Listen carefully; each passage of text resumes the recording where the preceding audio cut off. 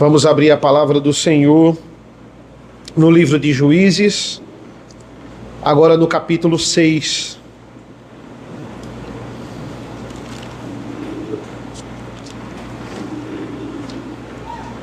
Juízes, capítulo 6. Eu vou ler inicialmente, irmãos, os versículos de 1 a 6.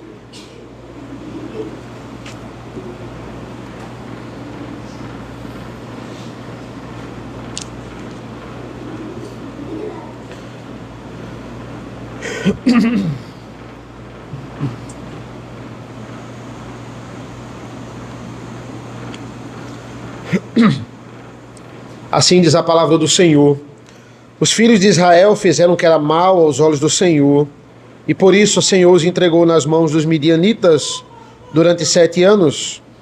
Os midianitas prevaleceram contra Israel, e por causa dos midianitas os filhos de Israel fizeram para si covas que estão nos montes, as cavernas e as fortificações, porque cada vez que os israelitas semeavam, os midianitas, os amalequitas e os povos do Oriente os atacavam, acampavam em Israel, destruindo os produtos da terra até a vizinhança de Gaza, e não deixavam em Israel sustento algum, nem ovelhas, nem bois, nem jumentos, pois vinham com o seu gado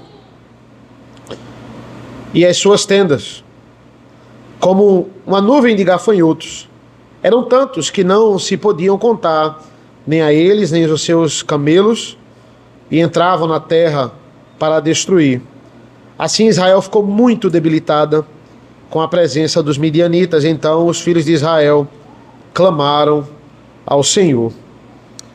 Senhor nosso Deus, nosso Pai, que a Tua palavra mais uma vez possa nos capacitar para que possamos aplicar essas verdades em nossas vidas.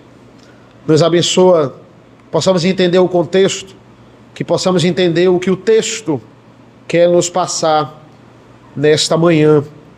É isso que nós pedimos e agradecemos em nome do Teu Filho amado Jesus. Amém. Irmãos, imagine você estar numa situação em que você se encontra completamente despreparado para aquilo. Você sabe que não tem muita habilidade para aquilo, mas a necessidade a faz você encarar. Por mais que você leia sobre casamento, assista estudos sobre casamento, veja princípios na palavra sobre o casamento e esteja preparado para o casamento, é isso que o jovem deve buscar. Nada é como o casamento, nada é como a experiência do casamento. Existem coisas que, por mais que você se dedique, você se depara ali com situações dentro do casamento em que você não se preparou, que alguém esqueceu de lhe ensinar ou lhe de mencionar sobre aquilo. Eu me lembro da primeira vez que eu dei aula na minha vida. Eu não confiava em mim mesmo, mas quem me convidou, eu fui substituir um professor, ele confiava. E eu fui nisso aí. Mas eu literalmente não estava preparado, e lembro de algumas coisas que eu falei que não falaria na experiência que eu tenho hoje. Isso é normal. Mas essa é uma situação até confortável. Pense numa Primeira Guerra Mundial ou numa Segunda Guerra Mundial, onde um jovem de 18 anos, que nunca tinha pego numa arma, pela urgência da guerra e de mandar pessoas para a guerra numa trincheira nazista, por exemplo, ele vai pegar em arma pela primeira vez e ele vai pular de um avião de paraquedas pela primeira vez. Um jovem que tinha acabado de completar 18 anos e era obrigatório ele ali se alistar. Hoje, irmãos, nós vamos falar sobre mais um jovem que Deus vai levantar, um homem aqui chamado Gideão, e este homem aqui vai ser levantado para resolver mais uma vez esse problema aqui que os inimigos do povo de Israel estavam dominando sobre eles. Mas o que o capítulo 6 está focando, irmãos, ele vai obviamente introduzir Gideão na história de Israel. Esse é o nosso quarto juiz, no nosso quarto ciclo, aqui de Israel. O que o texto faz ênfase aqui é, mais uma vez, na idolatria do povo. Na verdade, é sempre a idolatria. O problema maior deles aqui era o seu culto a Baal. Por quê? Porque, em primeira instância, o culto a Baal, ele não fazia o povo entrar em guerra meramente com os homens. O culto a outros deuses fazia o povo entrar em guerra com Deus. Esse é o problema aqui que está sendo estabelecido. Um problema muito maior do que os inimigos. Um problema muito maior do que Eglon, do que Jabim, do que os midianitas, os amalequitas e os povos do Oriente. Esse é o problema da idolatria. E vamos recapitular aqui quem era Baal. Israel não só adorava Baal, adorava outros deuses, adorava também a sua esposa, que a gente viu, Baal tinha uma esposa. Mas Baal era o principal foco de adoração. Esse era o Deus, além do Senhor, né, que era mais adorado em Israel por causa da idolatria. E o que fazia Baal? Baal era o Deus da fertilidade. Ele fazia, se você orasse a Baal, eles acreditavam, ele fazia a terra produzir frutos. E o que é que estava acontecendo com esse povo quando mais uma vez eles abandonaram o Senhor para adorar a Baal? Eles estavam sendo roubados. É o que a gente acabou de ler aqui. Toda a colheita deles, tudo que eles faziam ao ar livre, vinha lá os midianitas, os amalequitas e os povos do Oriente para roubar esse povo, a ponto de só dá para plantar em cavernas. Esse é o contexto. Só dá para plantar em covas. E talvez, quem sabe, eles não vão descobrir a gente, e aí a gente vai usufruir do que a gente plantou nesses lugares fechados, porque tudo ao ar livre já era roubado, e roubavam nossos bois, e roubavam jumentos. Imagina você que ter que criar gado, e ter que plantar e colher em cavernas. Essa é a situação deplorável de Israel. Ou seja, nitidamente, o Deus da prosperidade que eles adoravam não estava ajudando eles. Tanto é que no versículo 5 que a gente leu, esses saqueadores eles são comparados a gafanhotos. Pense ali na praga dos gafanhotos que Deus mandou no Egito. Os gafanhotos você não pode contar. Você não vê uma nuvem de gafanhotos e você diz, aqui tem tantos gafanhotos. Não. Eles chegam, eles comem tudo e eles vão embora. Essa é a comparação que o texto faz. Eles são como gafanhotos. E aqui nós temos o início de mais um ciclo, irmãos. Após Sísera e Jabim, que nós vimos na semana passada. E quantos anos se passaram aqui, irmãos? 40 anos. 40 anos desde a vitória de Débora e Baraque. O inimigo agora é Midian. E agora são vários povos. Os midianitas são os principais que vão aqui encarar Gideão. Mas eu tenho outros povos aqui, piores e mais numerosos que Jabim, que Eglon. E o que está acontecendo com o povo, irmãos, não foi nada que a lei já não tivesse prescrito contra eles. O que existe na lei do Senhor, o que existe no Pentateuco, na lei de Moisés, lei que eles estavam familiarizados, ali existiam promessas, mas também existiam ameaças na lei. A lei tem uma série de ameaças do Senhor. Se vocês não obedecerem, vai acontecer isso e isso. E exatamente, eles estavam se fazendo cumprir as ameaças da lei. Essa é a gravidade. Por exemplo, são várias, eu vou citar apenas duas. Deuteronômio 28, 29, parte B, vai dizer assim: se vocês partirem para a idolatria, serão sempre oprimidos e roubados durante todos os seus dias, e não haverá ninguém que os salve. Essa é uma ameaça que Deus está fazendo ao povo. se vocês se desviarem do caminho.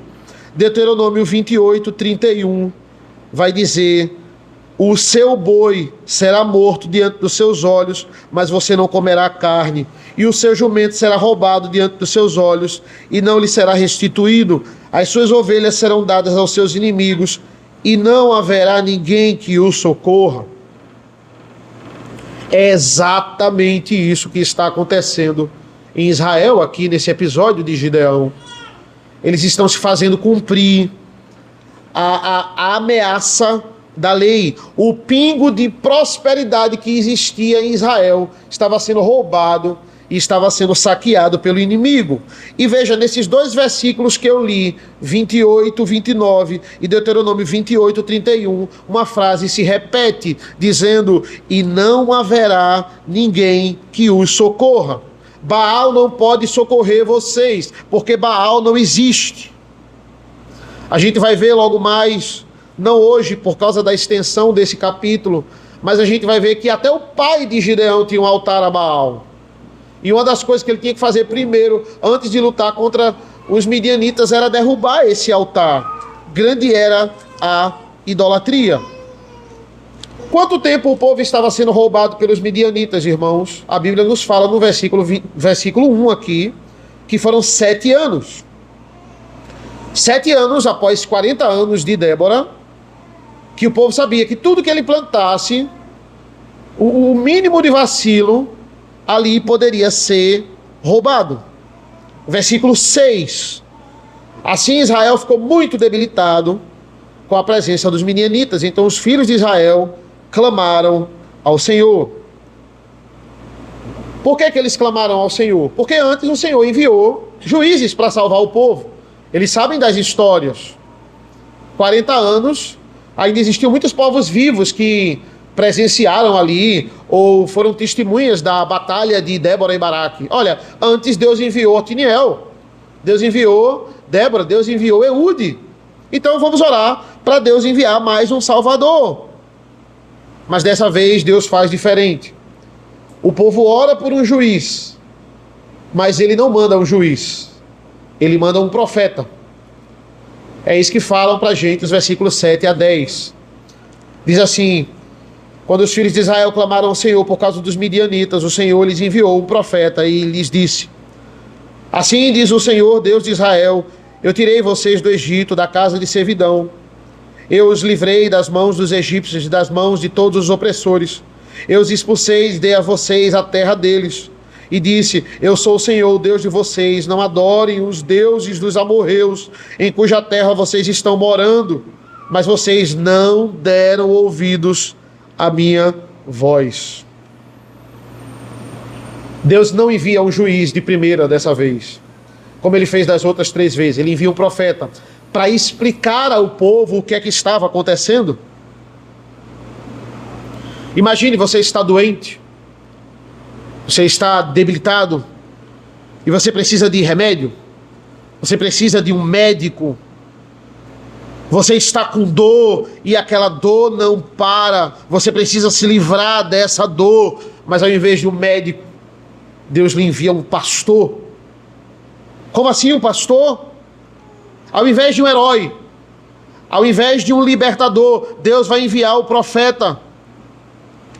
E o que é que esse homem vai fazer? Esse homem vai lembrar das promessas do Senhor, vai lembrar do que o Senhor fez nesse povo. Ou seja, eles acharam que o que eles mais precisavam era se livrar da dor. Agora Deus está dizendo por meio do profeta: o que você precisa agora não é que a dor vá embora. Eu sei o que você precisa. Você não precisa se livrar da dor. Você precisa da minha palavra. Você precisa se lembrar da minha palavra. Você precisa se lembrar do que eu fiz. Você só clamou porque eu mandei a dor. Então agora vai ser na dor que vocês vão ouvir a minha voz. Porque vocês não estão ouvindo a minha voz na paz. Vocês não estão ouvindo a minha voz quando as coisas se acalmam. Então vocês vão ouvir na dor Deus quer resolver a causa do problema. O povo só quer ter o alívio do problema. De novo, Deus quer resolver a causa do problema. O povo só quer ter o alívio da dor. Eles só querem terra fértil e que os ladrões vão embora. É para isso que eles oraram ao Senhor. Foi para isso que eles clamaram. O Senhor quer o coração deles fértil. E de uma vez por todas, que eles entendam que o ladrão é o menor dos problemas, que é fácil e rápido Deus enviar um libertador e expulsar mais uma vez esses inimigos. Mais do que adianta, daqui a um tempo, quando o juiz morre, a idolatria volta. Deus vai enviar o juiz. É Gideão, a partir do versículo 11. Mas antes ele vai enviar o profeta para conscientizar o povo. Na verdade, o que é que sempre sustentou o povo? Por que é que o povo de Israel, depois desse quarto ciclo, ainda não foi dizimado? O que nós temos que entender e o que salta aos nossos olhos no texto, irmãos, é a graça de Deus. E assim, é o evangelho também. Quem é ímpio, quem não é crente, não entende do que precisa ser salvo. Olha, do que eu preciso ser salvo? Mas quando a gente entende o evangelho, a gente é dado a gente a palavra para que a gente entenda a causa do problema, o problema do pecado, porque ele é tão grave. Deus, muito mais do que livrar o povo de mais um inimigo que ele mesmo levantou, ele vai ensinar o povo. E o povo nem orou por um profeta. O povo nem orou, nem pediu esse ensino. O povo nem pediu essa instrução. O povo só quer um herói, ele só quer mais alguém para livrá-los. E depois de toda essa tensão, o texto está numa tensão muito forte, porque o Senhor lembra a eles, olha, eu fiz tudo isso por vocês, e o que foi que vocês fizeram no final do versículo 10? Vocês não deram ouvidos à minha voz mais uma vez. Agora Deus tem todo o respaldo, Deus enviou o profeta, ele tem toda a base, e até já disse ao povo, para dizimar esse povo, para vir com justiça mesmo, porque ele é santo. Mas não, veja o versículo 11, ele vai dizer assim: então o anjo do Senhor veio e sentou-se debaixo do cavalo que está em Ofra, que pertencia a Joás, da família de Abiezer. Gideão, filho de Joás, estava malhando o trigo no lagar para o pôr a salvo dos midianitas. Por que a graça, irmãos? A doutrina da graça, ela está tão presente nesse texto. Porque o que se esperava agora era o juízo de Deus depois da mensagem do profeta. Depois você ouvir uma mensagem dessa, diante da situação que você está em Israel, você vai olhar e dizer, não, agora Deus vai mandar o castigo. Ele acabou de pegar a lei, jogar na nossa cara e dizer, olha, vocês estão fazendo tudo de errado. Eu tenho respaldo. Mas Deus vai restaurá-lo, preparando aqui, levantando este homem chamado Gideão. Até mesmo quando a justiça clama, a misericórdia se manifesta. Até mesmo quando a justiça clama através do profeta, mas a misericórdia vai se manifestar através do ato de Deus. Eles precisavam entender por que estavam sendo resgatados, mas entenda, e nós precisamos analisar isso, Deus vai libertar o povo mais uma vez, sem um quebrantamento generalizado. Essa é a situação espiritual de Israel aqui. Ele vai libertar o povo sem de fato um arrependimento, irmãos. E isso é um tanto difícil da gente aceitar. Como é que a gente concilia a santidade de Deus com a misericórdia de Deus? Muitas pessoas podem achar que não tem meio termo. Ou Deus é santo a ponto de me aceitar, ou ele é amoroso, ou ele é santo a ponto de não me aceitar de jeito nenhum, porque ele é santo, ou ele é amoroso a ponto de me aceitar como eu sou mesmo. Olha, tem que me aceitar do jeito que eu sou. O Senhor não é amoroso, mas existe um equilíbrio aí.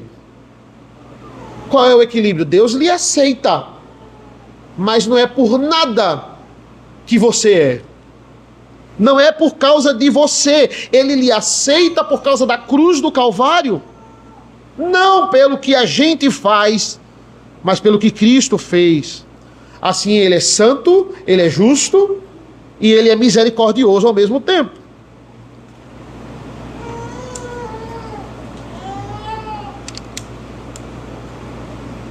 Então, quem é esse, irmãos, que passa a surgir aqui a partir do versículo 11? Gideão, em hebraico, tem um conceito que, digamos, que é interessante.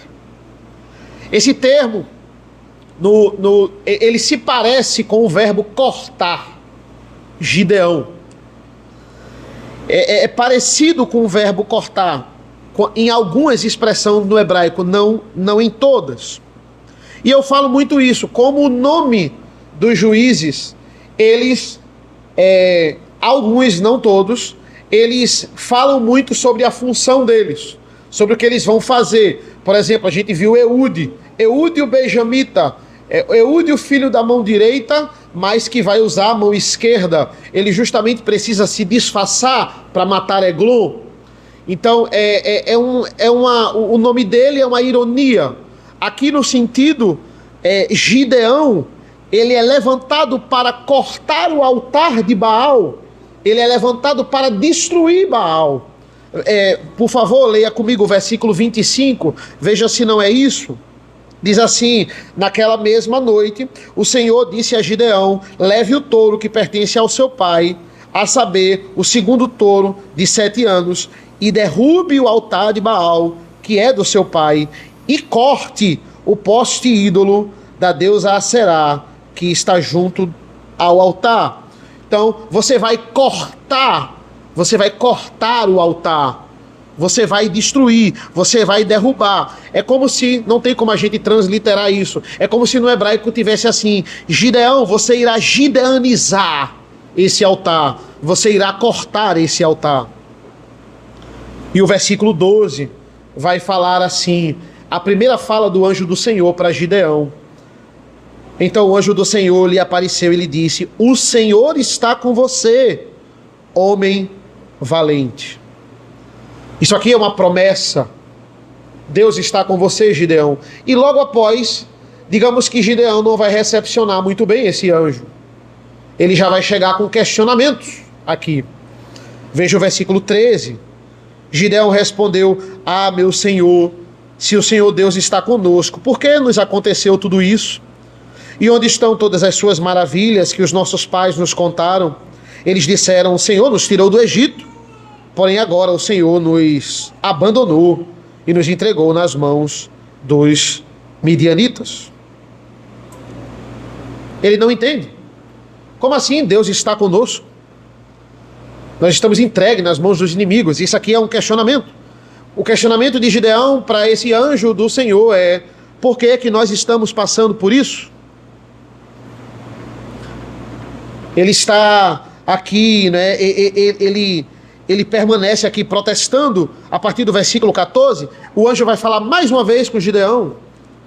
Vai afirmar o que ele falou da primeira vez. Ele vai dizer: então o Senhor se virou para Gideão e disse: vá nessa força que você tem e livre Israel das mãos dos midianitas. Não é verdade que eu estou enviando você?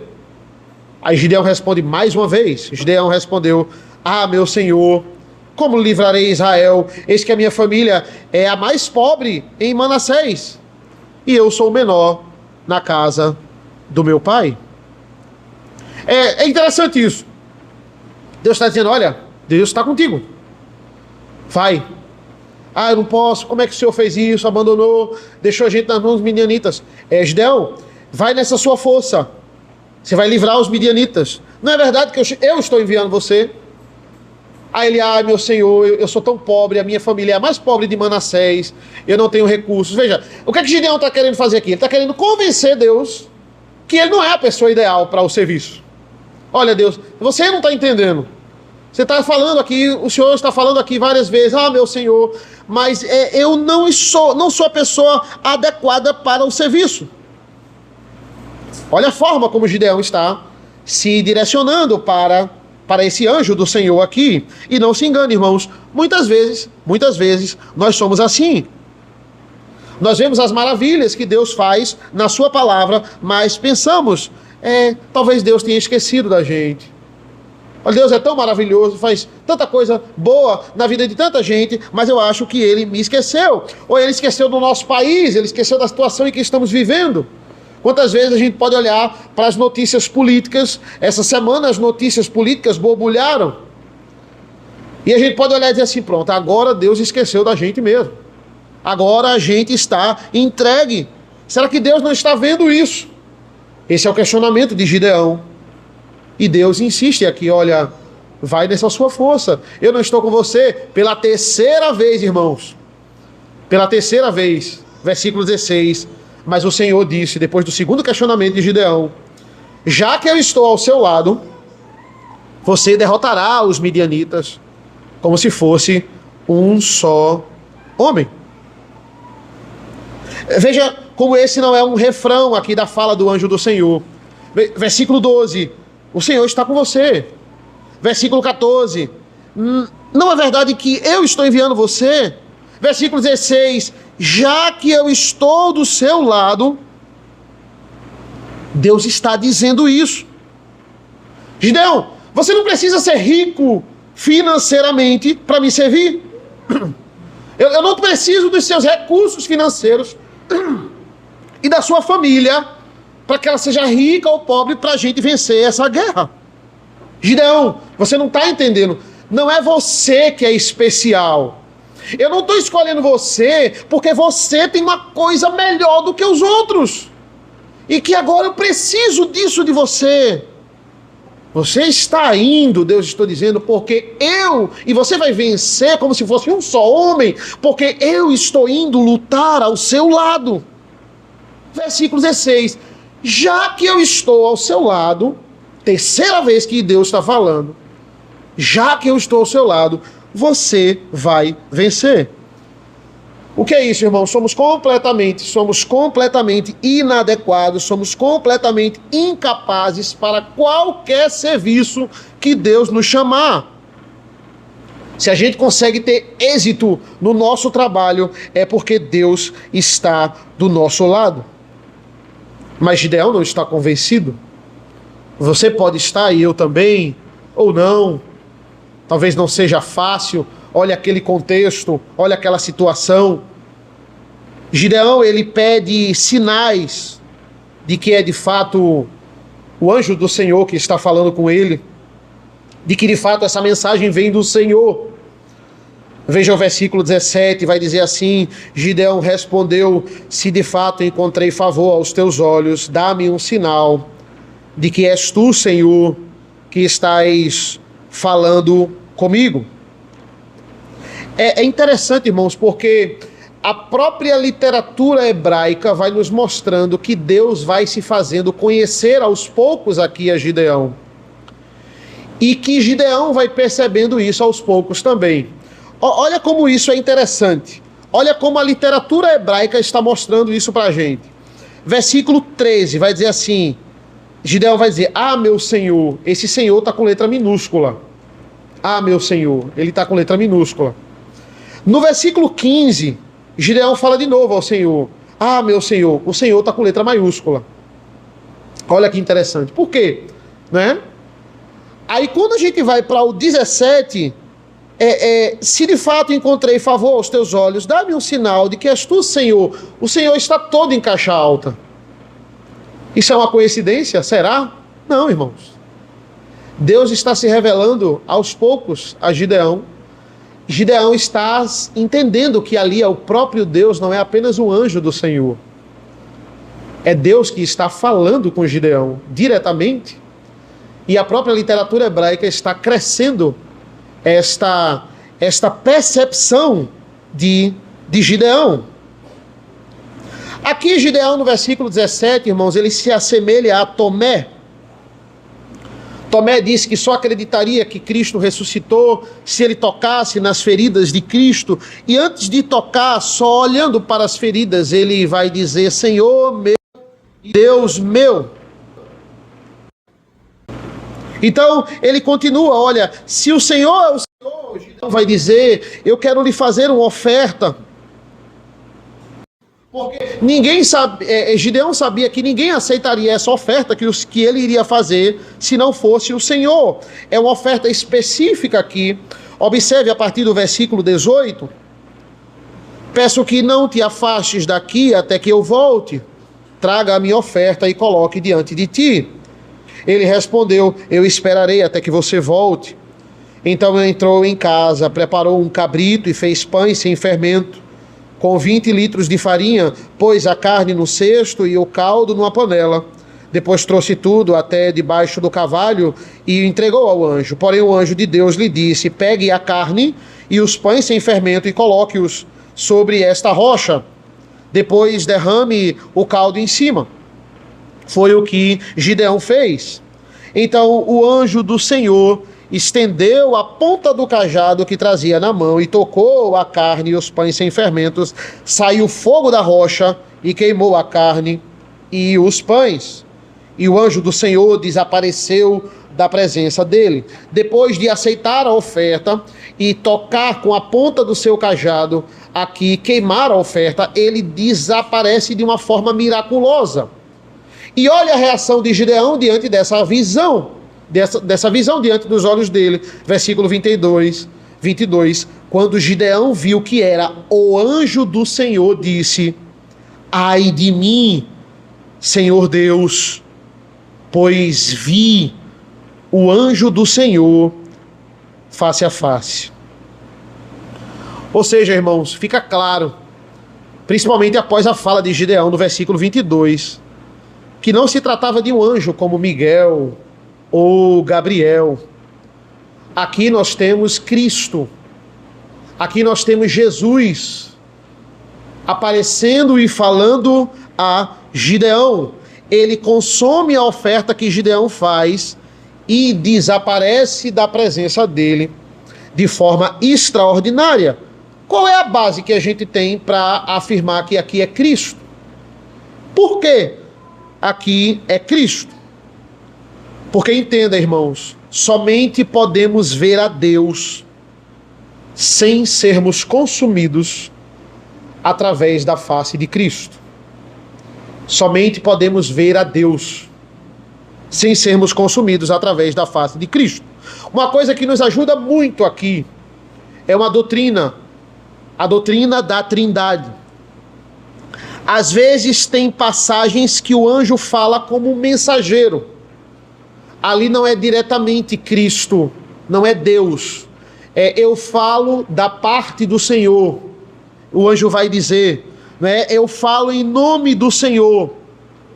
Às vezes o anjo está falando como se fosse o próprio Deus. Então é o próprio Deus. Veja como a própria literatura nos ajuda nisso. Versículo 12. O anjo do Senhor lhe apareceu e lhe disse...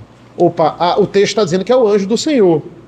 Versículo 20. Mesmo diálogo, mesma cena. Versículo 20. Porém o anjo do Senhor lhe disse: pegue a carne. O anjo do Senhor. Mas aí quando eu vou para o versículo 14, vai dizer assim: então o Senhor se virou para Gideão e disse, mesmo diálogo, mesma cena. Versículo 16, mas o Senhor disse... é o Senhor ou é o anjo do Senhor? No mesmo diálogo, na mesma cena, em uns versículos ele está dizendo o anjo do Senhor, e em outro versículo ele está dizendo diretamente o Senhor. É o anjo do Senhor ou é o Senhor? As duas coisas. Por quê? Doutrina da Trindade. O Deus verdadeiro, ele subsiste em três pessoas. Ele existe em três pessoas: Pai, Filho e Espírito Santo. E quando Deus Filho aparece em nome de Deus, ele tanto fala da parte do Senhor como ele é o Senhor. Jesus, quando está encarnado e falando, é Deus também falando. Ele fala da parte do Senhor e ele também é o Senhor. Ou seja, essas coisas aqui, essa literatura aqui, ela só faz sentido à luz da doutrina da Trindade. Porque senão o texto está em contradição aqui. Eu pensei que poderia ser um possível divergência de tradução. Não, na literatura original hebraica ele colocou tudo anjo do Senhor, ou ele colocou tudo o Senhor. E aí a tradução meio que mesclou. Não, no hebraico está mesclado também. É para que a gente entenda, é tanto o anjo do Senhor como o Senhor. Aqui é Cristo. E se é Cristo, Deus está falando. Gideão pede um sinal, ele pede para fazer uma oferta aqui. Gideão prepara essa oferta e ele queima e desaparece miraculosamente. Quando este anjo desaparece, o que é que Gideão está sentindo? Pense nisso. Gideão sente paz? Não. Gideão não sente paz. Gideão está apavorado. Gideão está aterrorizado. Moisés ficou apavorado também, irmãos. Essa foi a reação de Moisés. Os discípulos ficaram apavorados quando ele viu quem estava dentro do barco acalmando a tempestade. A reação é a mesma de Gideão.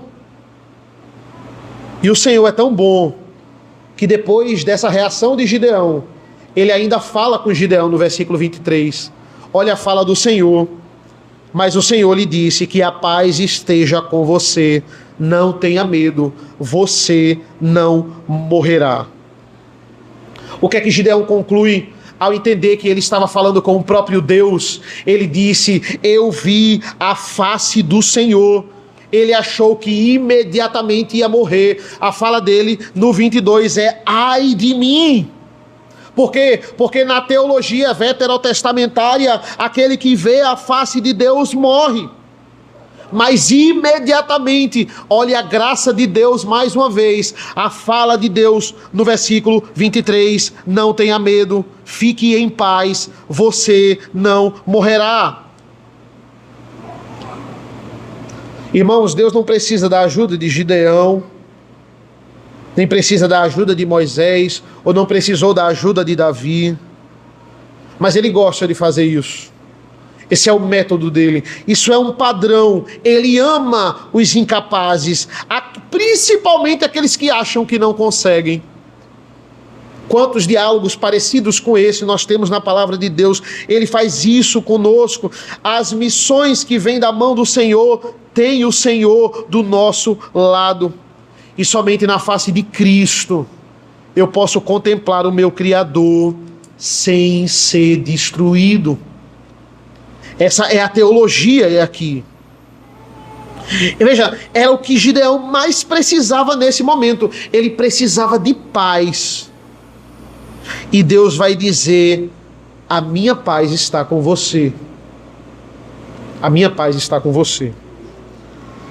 Eu vou até aqui, irmãos. Eu não vou me prolongar por causa da profundidade desse texto. Nós vamos seguir na próxima semana algumas aplicações nesse texto. Primeiro, independente de qualquer situação que você esteja passando, seja ela boa, seja ela ruim, seja ela difícil, seja ela fácil, saiba disso. Deus está fazendo você passar por isso. Deus está fazendo mais uma vez o povo passar misérias aqui, serem roubados nas mãos dos midianitas aqui por 7 anos. Veja, versículo 1 do capítulo 6, o Senhor os entregou nas mãos dos midianitas. No versículo 10 ele diz o motivo: vocês não ouviram a minha voz. A forma hoje, irmãos, como Deus trata o pecado não mudou. A gente pode pensar que essa forma de tratar talvez tenha mudado, mas não. Veja, isso aqui está funcionando em ciclos, como a gente está vendo. Talvez, olha, talvez uma hora o povo aqui vai entender. Veja, mas estamos no capítulo 6. E estamos apenas no 4º ciclo. São 21 capítulos, irmãos. Olha quantos ciclos esse povo vai passar. Será que aqui, depois de anos de opressão, o povo não entendeu? Ou seja, é nítido, esse clamor é apenas externo. Esse clamor é apenas por causa da opressão. No primeiro sinal de paz, volta ao que está no coração deles, volta à idolatria.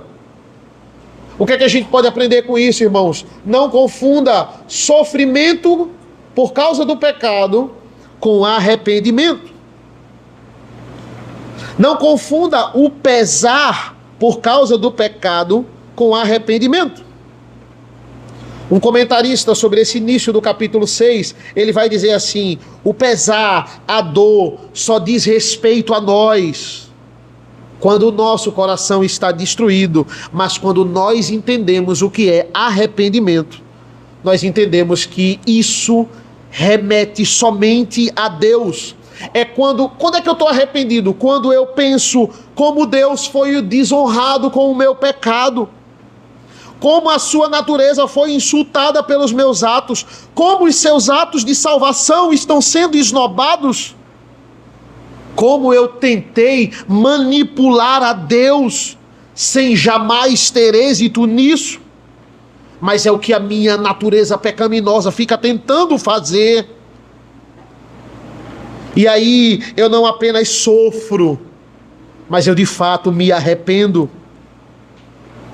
Arrependimento é quando finalmente eu me preocupo com a santidade de Deus e não apenas com o meu sofrimento e com a minha angústia que eu estou sofrendo por causa da consequência do pecado que eu fiz. A única coisa que eu quero, e aí eu estou passando uma capa de arrependimento, é porque eu quero o alívio da dor. Eu só estou focando no problema externo, enquanto Deus quer que eu foque no problema interno, no problema do meu coração. Isso é arrependimento. Outro comentarista vai dizer: nós precisamos aprender muito mais sobre como andar com Deus, sobre mais do que apenas ter o alívio das nossas dores. E às vezes no meio da dor, Deus vai nos dar insights, Deus vai enviar os profetas, Deus vai mostrar na sua palavra: olha, você precisa melhorar, você precisa focar na santificação. Santificação é muito mais importante, irmãos, que a ausência de dor. Uma vida de santidade é mais importante do que a dor. Eu preciso perguntar: olha, o que é que Deus está me ensinando com essa situação? Como é que eu posso crescer com isso de alguma forma? Se eu estou passando por essa provação, ou se realmente isso aqui é consequência do meu pecado. Mas como eu posso crescer com isso? Como essa dor vai me fazer chegar mais perto de Deus? Quanto do seu caráter Deus quer que eu aprenda com essa dor? Isso é santificação. É claro que eu devo buscar me livrar da dor. Isso não é pecado. Eu estou com a dor, estou com um problema. Não, eu tenho que ficar feliz na dor. Não é isso. Fique feliz na dor, fique contente. Não, você pode buscar se livrar da dor. Você pode procurar estratégias de sair dessa situação. Veja, Deus mandava o juiz, mas também o povo não ia ficar parado, não. O povo tinha que pegar em armas, tinha que lutar junto com o juiz, e muitos deles morriam nessas lutas. Mas nós crentes, nós não podemos nos afundar na dor.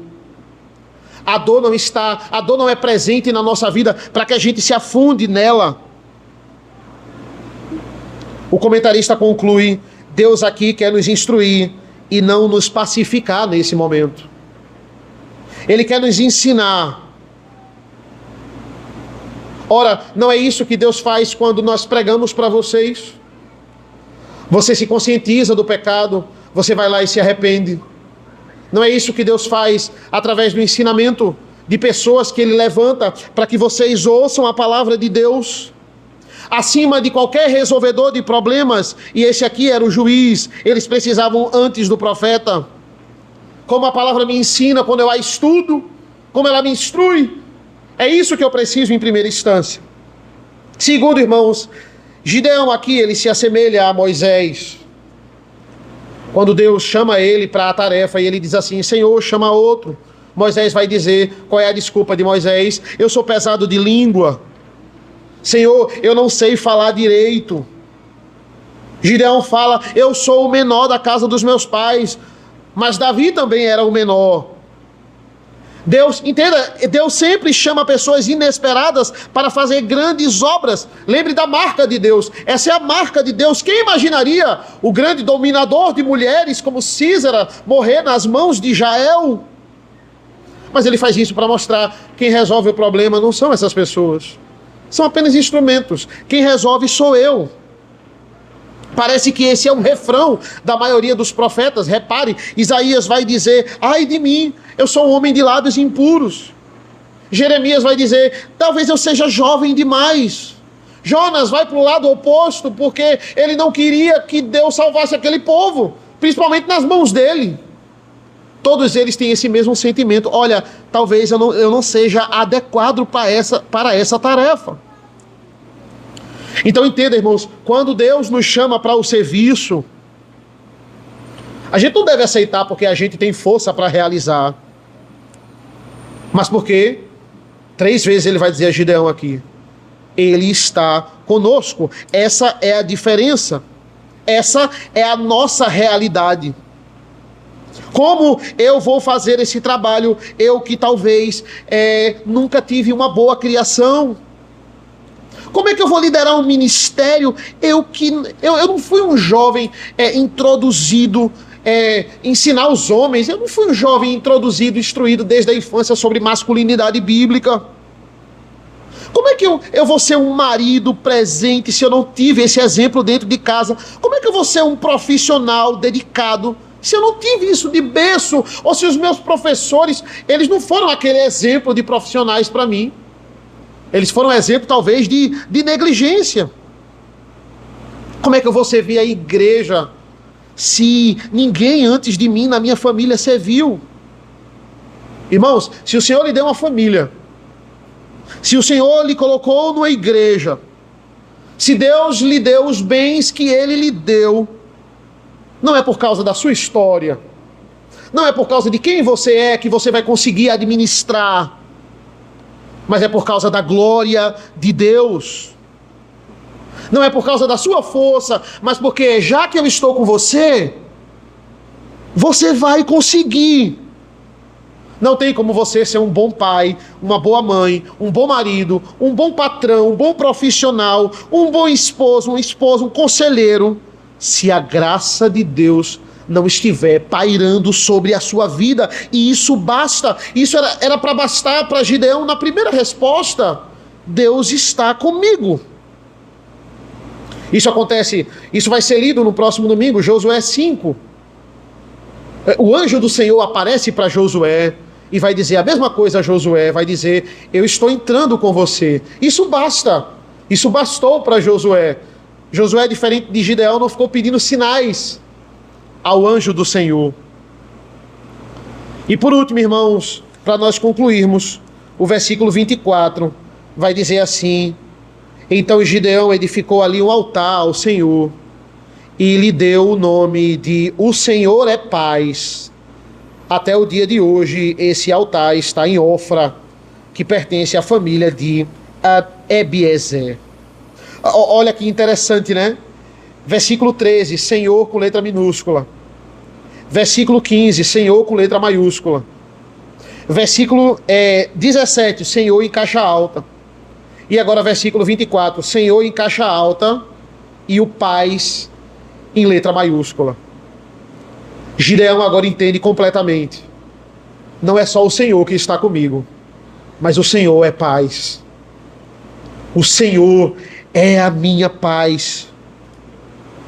Gideão entendeu que o que ele recebeu naquele momento, nessa fala, diante do versículo 23, era a revelação do próprio Deus e que a paz estava com ele.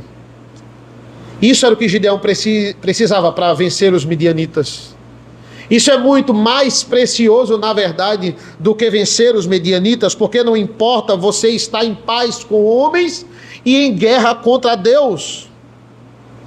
Agora, se você estiver em paz com Deus e os homens arranjarem guerra contra você, coitado deles, porque eles estão arranjando guerra diretamente contra Deus.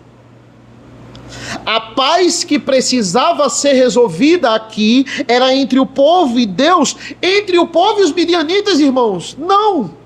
Foi Deus que mandou os midianitas, porque o povo não estava em paz com ele. Deus envia um profeta, e em seguida ele levanta um libertador mais uma vez para regenerar. Deus faz isso conosco. Ele lhe dá a graça dele para você se arrepender, e ele lhe regenera. É isso que acontece. E veja, Deus faz isso sem o povo se arrepender de fato. Porque Deus, ele não espera o nosso arrependimento para nos regenerar, irmãos. Isso é um fato. Você se arrepende depois de ser regenerado. É assim, essa é a ordem. Ele lhe vocaciona, ele lhe regenera, depois é que você se arrepende e depois é que vem a fé. Essa é a ordem. A gente talvez não entenda a agonia de Gideão, de entender que ele estava falando com o próprio Deus. Ele vai dizer no versículo 22, ai de mim, pois eu vi o anjo do Senhor face a face. Talvez a gente tenha um entendimento maior que Gideão não tinha, porque ele não tinha, por exemplo, o Novo Testamento. Talvez chegaríamos para Gideão e disséssemos assim, não precisava ficar assustado, não precisava ter medo. Parece que ele era ignorante aqui, parece que essa reação de Gideão é estranha, mas é estranho porque a gente não tem, perceba isso, irmãos, a gente não tem esse sentimento que Gideão tem aqui no texto. É isso que o texto ele quer ressaltar para a gente, é o sentimento de Gideão. Gideão, no versículo 22, está com um sentimento de terror e majestade diante dos nossos, diante dos seus olhos. Entenda, precisamos ter intimidade com Deus, mas ao mesmo tempo, preste atenção nisso, ao mesmo tempo você tem que entender que essa intimidade, ela é perigosa e terrível. Esse é o sentimento aqui. E apenas desse jeito você vai entender o quão Deus é santo e maravilhoso. E diante de toda essa glória, você ainda não foi destruído. Diante da glória de Deus, nós não somos destruídos. Veja, o mesmo sentimento, pense nesse sentimento que Gideão está sentindo aqui. É o mesmo sentimento que Davi sente quando ele é confrontado por Natã.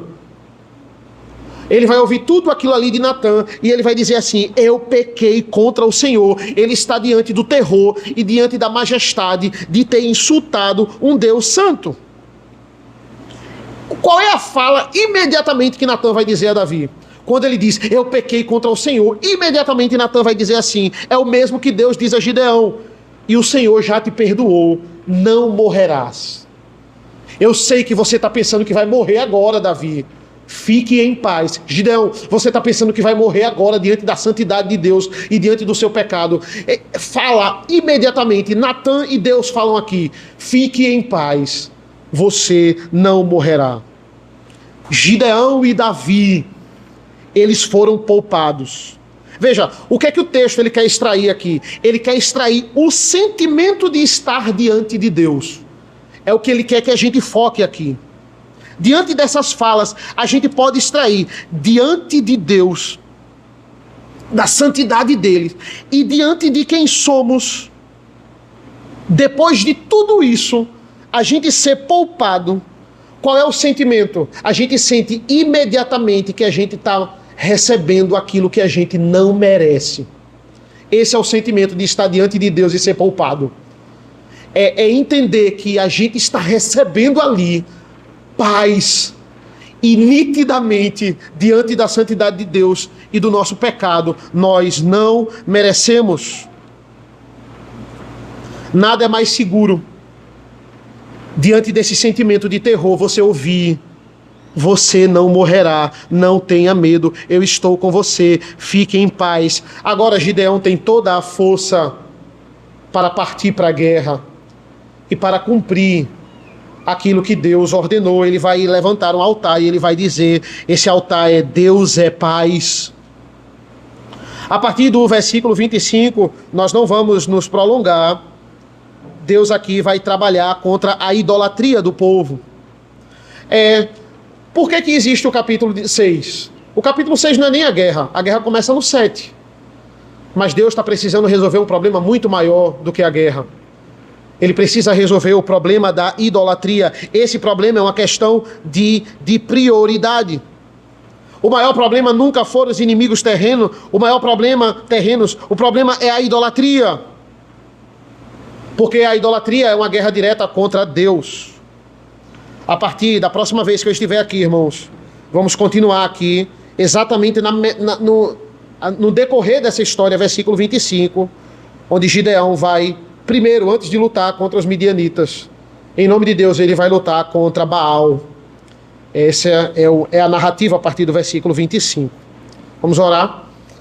Senhor nosso Deus, nosso Pai, nós te agradecemos pela tua palavra, te agradecemos pelo teu evangelho.